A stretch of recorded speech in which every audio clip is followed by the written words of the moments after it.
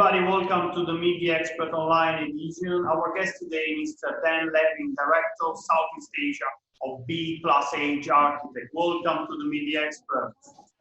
Thank you, Mauro, and it's a pleasure to be here. Thanks for having me.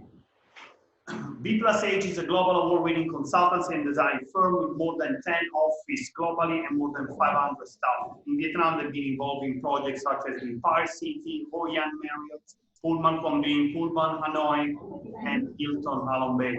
Then has been with the group since 2007. He was in Toronto, Shanghai, and now it's currently based in Ho Chi Minh City. So we'll share with us a bit his opinion into how Vietnam is changing in terms of architecture and what is the business like. So then starting with your team and your current activity, how busy you are guys in this period and what are you making the best of?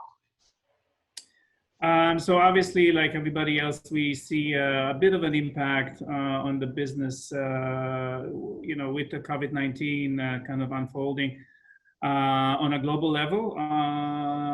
Being a global company, obviously, we feel it from all ends.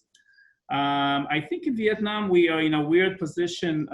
We've been blessed in a sense. Vietnam is actually one of the only countries that managed to handle this crisis and came out fairly strong. And I think it's the first one, if I'm not mistaken, to open its doors and getting back to some kind of a normality. So we have a lot of hope. First of all, we're very happy to be in this market and very happy to be in a position to be able to pretty much open doors before everybody else and see the impact, see how it's unfolding. I think our colleagues back in North America and Europe have a grimmer future, at least in the next few months, coping with this crisis and getting back to normal. But here we are getting busy again. It's been a constant flow of requests for proposals. Business is still ongoing on all sectors. So for us, it's been, actually we were winning a lot of new work recently around Asia, definitely in China, Singapore, and Vietnam included. So if you're asking me if we felt any shake or the short answer is no. For us, business is as usual so far, but obviously we proceeding with cautious, and we hope it will stay stable. You open the microphone. Good, very good. Good to know that you guys are busy and then a good future ahead. Talking about that future, what do you think is the recovery like? I mean, we just started to open Ho Chi Minh City and Hanoi last week. It seems people and activities back on track. But from your point of view, how likely will be the full recovery going back to 2019? Again, there's a lot of forecasts and a lot of different scenarios and models we are currently considering. Everybody's looking at the worst case.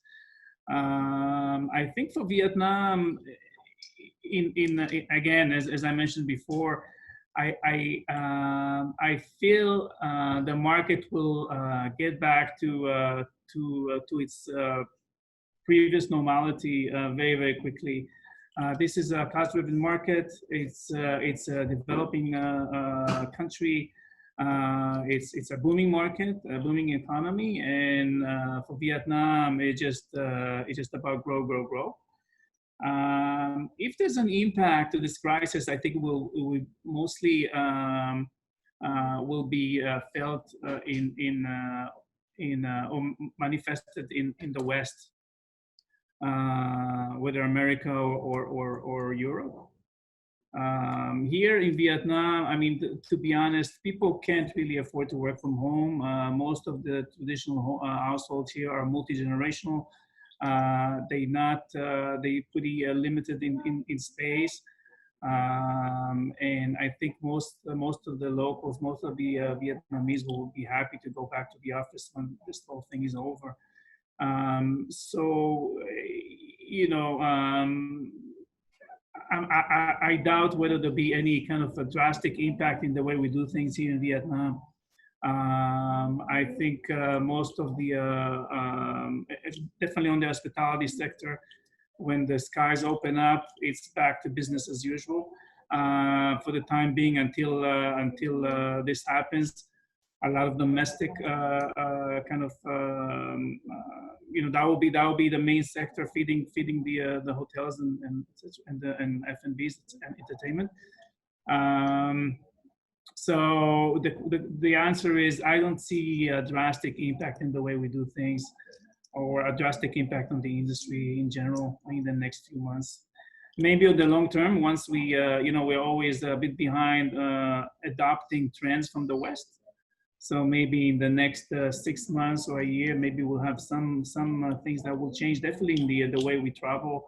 I think mostly airports would change. If you remember the reaction after 9/11, all these security measures and everything came into play after 9/11. I think will be a similar impact in airports and the way we've been processed as passengers.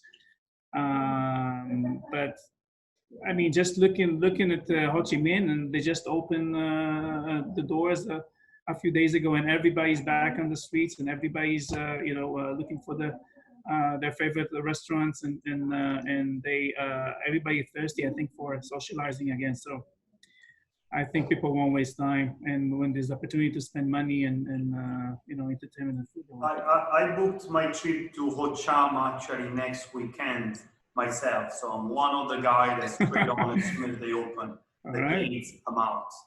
There you go. In Melia Cham, beautiful result. Okay, thank you very much. So it's interesting to know how you mentioned about change that will happen into the airports, probably in terms of security. But from your point of view, what change will be applied to the actual design of hotel and resort? Will there be something that your client will push it to have and the market will request to have, and therefore you guys will change the way? So you asked me about you know, what's next, and to me, I think if there's anything that any lesson learned from all this craziness is, at least I hope, I think, and I see it on a global level, at least among the you know, my colleagues in various offices around the world, there's a really authentic and genuine hope for a real change. I think the way we've been doing things so far in the last 20 or 30 years wasn't really right. The way we treat our communities, the way we treat the environment, the way we, you know, overconsumption. You know, these things has to change, and maybe now is a real opportunity, and maybe this crisis will help us drive this change through, and just become better. And the way we do things, the way we you know, we live and work. I mean, keeping a certain balance. I know you and we always talk about it, how we don't have that balance in life. So maybe that's an opportunity for a bit of a change. You know, I mean, I know maybe it's not cool to say it and not so bon ton, but you know, staying at home for 6 weeks with the family wasn't bad, you know, for many of us. So, and you know, the need to dress up in the morning and commute for an hour and fight traffic, and you know, all these things could be easily, you know, we can do things better, right? And be more efficient in the process. So we appreciate things that we've been lost into all this rush of development and rushing going after profit on everything. Yeah, absolutely. Society would be greatly benefit from that. We start to receive. I mean, I went before they blocked the fly. I went in a couple of trips to Nha Trang, where there was obviously much less tourism, and you really see the nature of Nha Trang coming back, the quietness of Nha Trang coming back, and that is applied pretty much from all the destinations. So hopefully there will be a rebalance of, as you mentioned, we start in a better way than before.